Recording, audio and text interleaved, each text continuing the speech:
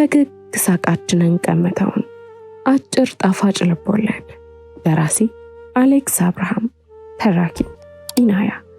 ቻናላችንን ላይክ፣ ሼር፣ ሰብስክራይብ በማድረግ ቤተሰብ ይሁኑ። አብራችሁን ቆዩ። ሁል ጊዜ ከጠዋቱ 12 ሰዓት እነሳና አማርራለሁ።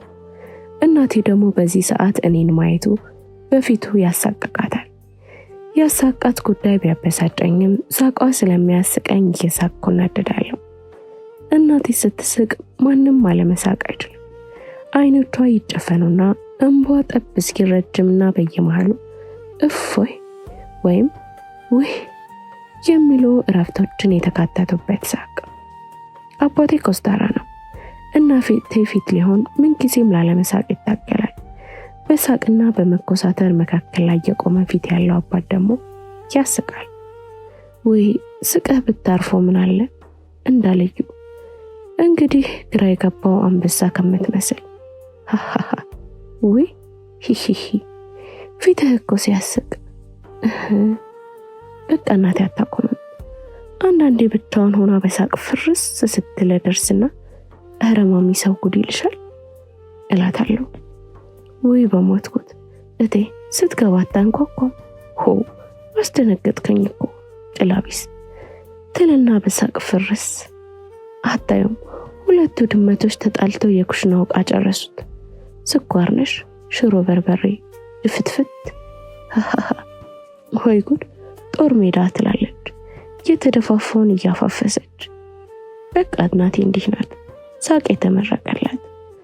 ዛሬም ታዲያ ገና በጠዋቱ ሳቋን ጀመረችው። አብርሽ ደህና አደርክ ኪኪኪ። ሳቋ ለሰላምታ እንኳን ፋታ አልሰጣትም። ፊቷን እየታጠበች ትስቃለች። ቁርስ እየሰራች ብቅ እያለች ትስቃለች። መናገርማ አትችልም። ሳቋ ስለሚቀድማት መናገር አትችልም። አብርሽ ቁርስ ደስሯል ሃሃሃ ወይ ትስቃለች። ሳህኑ ከእጇ ሊያመልጣት እስኪደርስ ትስቃለች። እያንዳንዱ ቃሏ ረጅም የሳቅ ጅራት አለው። ኧረ ማሚ አይደብርሽም እንዴ እላታለሁ ብስጭት ብዬ። አይ እኔ እኮ ሆ ያሳቀኝ ሃሃ ያሳቀኝ አብርሽዬ። እያቀራረበች አይኖቿን የሞላው እንባ በክንዷ ትጠርጋለች። በጧት ይህን የሚያልስል ሳቅ። አባቴ ያንኑ ግራ የገባው አንበሳ የመሰለ ፊቱን ይዞ ከመኝታ ቤት ብቅ ይላል። አሁን ማሚ በእጇ የያዘችው ሻይ ማንቆርቆሪያ እስኪያመልጣት ሳቋ ወሰኑን አልፎ ይንፎፍረፎላል። ወደ አባቴ እያየች ዛሬም እየጠበቀው ነው ይላል ወገቡን ይዞ። በደንብ ነዋ ሃሃሃ ተመልሳለች እናቴ። ጎረቤታችን አቶ ይፍሩ የሚባሉ ሰውዬ አሉ። መኪና አለቻቸው ካለመኖር የማትሻል ግርግስ ያለች ዴክስ። ጠዋት ወደ ትምህርት ቤት ሲሄድ እጅን መኪና የመግፋት ጎረቤታዊ ግዴታ አለብኝ። ደግሞ ክብደቷ ባቡር የምገፋን የሚመስለኝ ካካ ትልና ዝም እንደገና እንገፋለን። በዋናነት እኔ ኤልያስና ፍቅሩን የምንገፋው። አቶ ይፍሩ በራቸው ላይ ይቆሙና የትም ዓለም ተሰርቶ የማያውቅ ስፖርት መወራጨት እየሰሩ ሶስታችንን ይጠብቁናል። ዋናው ስራቸው እኛን መጠበቅ ነው። ትምህርት ቤት ለመሄድ በእርሳቸው በር ማለፍ ግዴታ ስለሆነ የትም አናመልጥም። ከዛም ከቤት ስወጣ ወጣት የነብር ጣት መጣችሁ እስቲችን ነገር እናንስናት ይሉና ወደ ግቢያቸው እየመራ ያስገቡናል። መግፋት ነው ያችን መኪና። የመኪና ስም አይገዛ። ግፋ ግፋ ግፋ ትንሽ ዝም ተክተክተክ ዝም በል ግፋ አብርሃም ዛሬ ደከም ብለሃል ግፋ እንጂ ግፋ ተር ፈትለክ። አንዳንዴ መኪናዋ ስትፈለተክ በደረታችን መንገዱ ላይ እንለሸለሻለን። አስፓልቱ ላይ እንደተለሸለሽን በጉጉት እናያታለን። እየተንተፋተፈች ከሩቅ በኢብሮ ሱቅ ስትታዘብ ከወደቅንበት ተነስተን በእፎይታ እጃችንን ልብሳችንን እያራገፍን መንገዳችንን እንቀጥልና በኢብሮ ሱቅ ጥፍ ስንል ያውም አቀበቱ ላይ ቆማ ትጠብቀናለች። ዛሬ ሰይጣኗ መጥቷል ወደዛ ሽጬ ካላረፍኩ እያሉ ይጠብቁናል። ሁልጊዜ ነው የሚሉት ማን ያበደችን የሚገዛ አብሮኛን ካልገዛ በስተቀር? ግፋ ግፋ ታክ ታክ ታክ ዝም። እናቱ ታዲያ የሚያስቃት ይሄ ነው። ቀስ ብላ የቤታችን መጋረጃን ገለጥ አድርጋ በሳቅ ፍርፍር እያለች የዛሬው ስፖርት ደግሞ ይለያል ትላለች። ከዛም አብርሽዬ ስፖርት እኮ ለእናንተም ሳይጠቅም አይቀርም ትልና ፍርስ በሳቅ። ትላንት ማታ ታዲያ አባቴ እንዳለ ይህን ነገር ሰማና ተቆጣ። በቃ ካሁን በኋላ እቸኩላለሁ ይቅርታ ብላ ያለፍ። መኪና በመግፋት የተዳከመ ሰውነት ይዞ ትምህርት ቤት ለምን ይሄዳል? እንዳትገፋ አንድ ጎረቤት 1-2 ቀን መተባበር እንጂ 3 ወር ሙሉ ለምን አያሰራም እንዴ? አያስቅም አለ እናቴን እያየ። እናቴ ወደ ውስጥ ገባች። ልትስቅ እኮ ነው አታበሳጭ። አባቴ ከልቡ በነገሩ ተቆጥቶ ነበር። እንዴ በሌሊቱ የማንንም ቆርቆሮ? አብርሃም አቤት አባባ። ስትገፋ ባይህ ውርድ ከራሴ ቸኩያለሁ ብለህ እለፍ። እሺ አዎ ይሉኝታ አያስፈልግም። አንዳንዴም እንደ ፈረንድ ማሰብ ጥሩ ነው።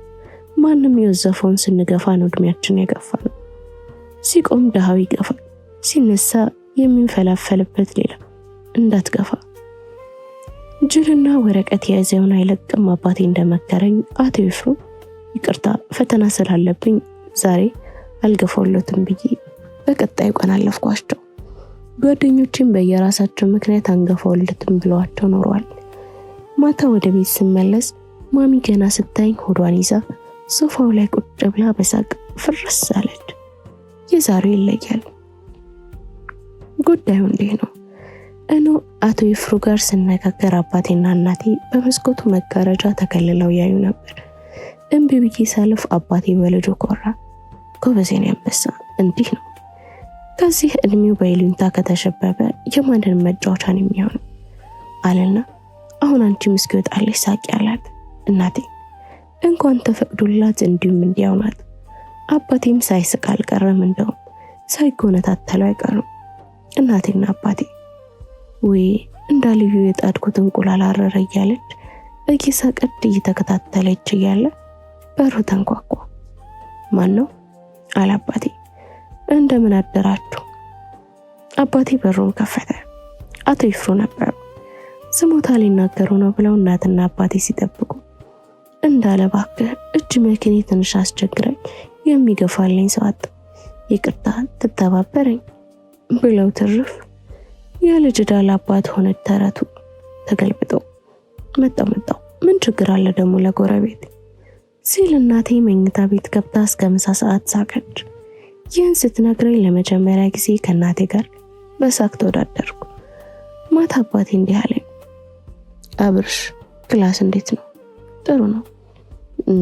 ዛሬ ቢሮ ተቀምጬ ሳስበው ማታ መከርኩህ ነገር ልክ አልመሰለኝም። ሶሪ። የትኛው ጉዳይ አባባ? የአቶ ይፍሩ መኪና ጉዳይ። አየህ ትልቅ ሰው ናቸው።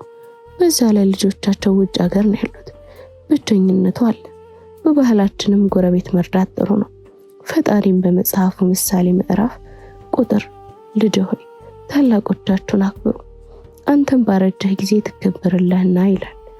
እናም እስኪ ያስተካክሏት ድረስ መኪናቸውን ብትከፋላቸው ምንም ማለት አይደለም።